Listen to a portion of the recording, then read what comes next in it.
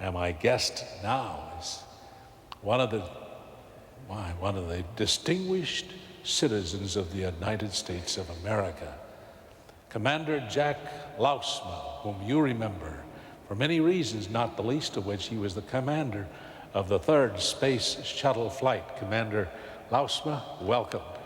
Thank you, Bob. Honored to thank you, sir. Thank you.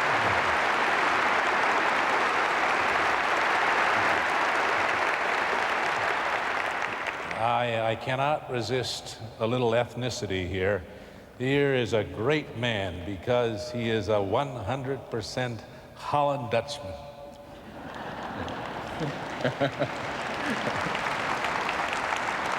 And I may be a little prejudiced there, but you were born not far from where I went to college. That's right, and I remind you that sometimes we're referred to as the hard-headed Dutchman, and we're proud of it. Yeah, that's right. We're not stubborn Dutchmen, we are just persistent. That's right. Right. A native of Western Michigan, then you went on to Ann Arbor, didn't you? Yes, to school there. When I was 6 years old, moved from Grand Rapids to Ann Arbor, Michigan.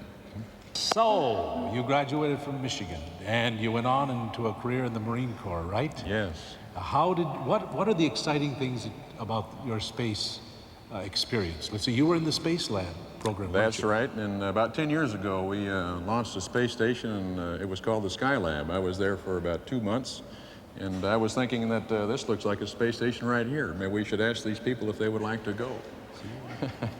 I was in that Sky Lab because Walter Burke made it over here in Huntington Beach, you know.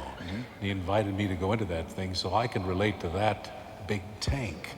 You were in that tank for 2 months? 2 months, going around the world every 90 minutes, 275 miles altitude, just a beautiful, spectacular view of the spacecraft Earth.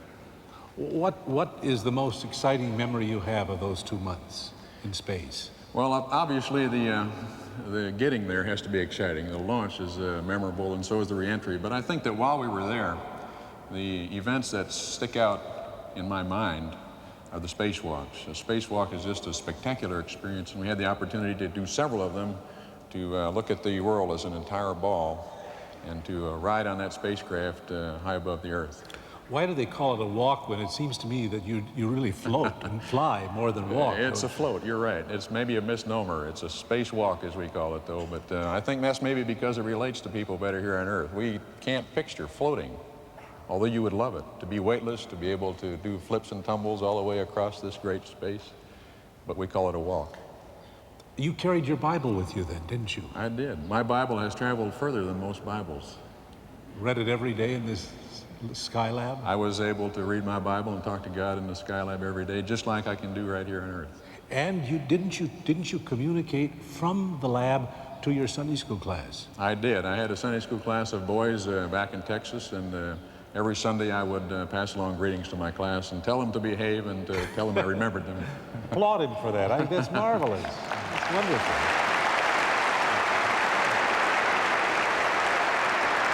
Well, let's see. Then you were a part of the backup team with the Soviet venture, right? Right. Very interesting experience and international intrigue. We learned to speak Russian. They learned to speak English. We went to the Soviet Union 3 times to train with the cosmonauts. A very, very interesting experience. One of the highlights of my career, even though I didn't fly on the flight, most memorable. And then, of course, what most of us think is a crowning thing, becoming the commander of the shuttle. What was that really like? Well, the ride into orbit, of course, is an unforgettable one on any rocket. What's it like? I mean, the takeoff. Do you shake? Do you tremble? Well, you just lie on your back and allow someone to light the fire, and you're on your way. You see how easy it is. Lots of vibration, heavy vibration, relentless, powerful, aggressive push into orbit. Of course, it's the most risky part of the flight. You have a lot of things to remember, and the people are talking to you. You're trying to remember what to do when things go right or if they go wrong.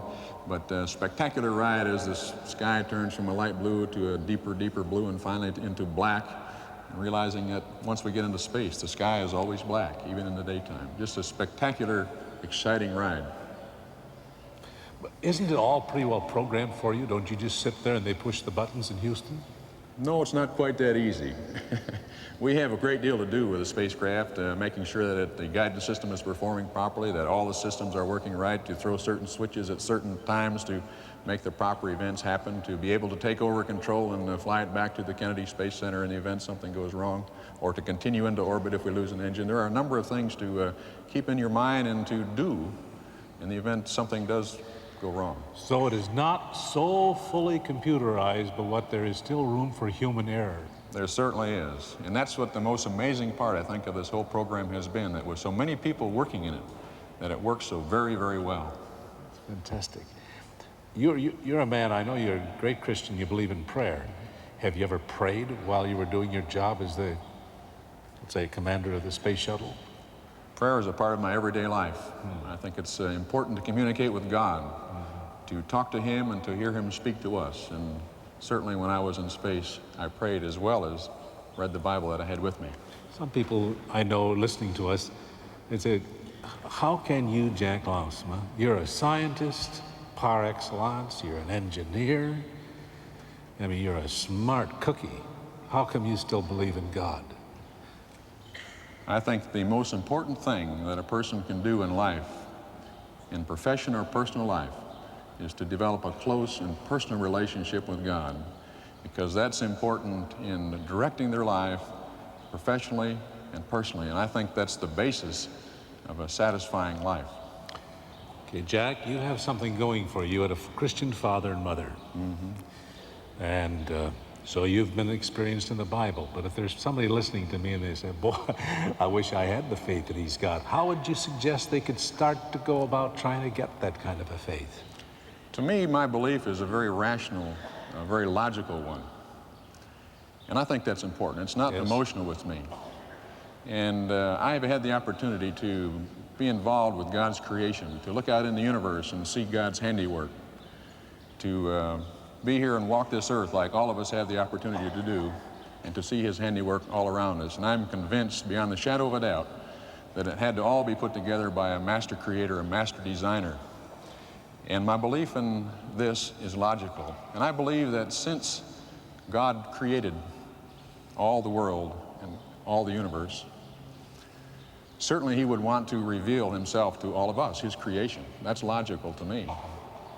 And I thought that the most logical way He could do that was to send His Son in the form of a man to relate to you and I, people who have to walk the earth. That, I think, is logical too. Yes. So my belief is logical and it's rational, and I don't think it can be questioned. That's fantastic. You know where you caught my attention? On that space shuttle flight, I heard on the news that the commander of the flight, Jack Lousma, sent a special Sunday morning greeting. You remember that? What did you say again? That was well, beautiful. It was a Sunday morning, and I knew that all the world was worshiping the Lord, and many people, of course, were right here worshiping with you. And I thought it was important for me to recognize this fact, and so I quoted two of my favorite Bible verses, which are found in the Proverbs. The Proverbs have a lot of down-to-earth quotes for everyday living, and so they're my favorites. Two verses I quoted were found in Proverbs 3, verses 5 and 6. Many people here can quote them. And in the systems engineering approach, I guess, that I use, I've classified these verses as three recommendations and a promise. Trust in the Lord with all your heart. Lean not on your own understanding. In all your ways, acknowledge Him. And the promise is, He will direct your paths. And He has directed mine, and I wanted to relay that to the people on the earth. Thank you very much. Jack Lousma, we're proud of you. Thank you. It's been my privilege to be here today. Thank you very much.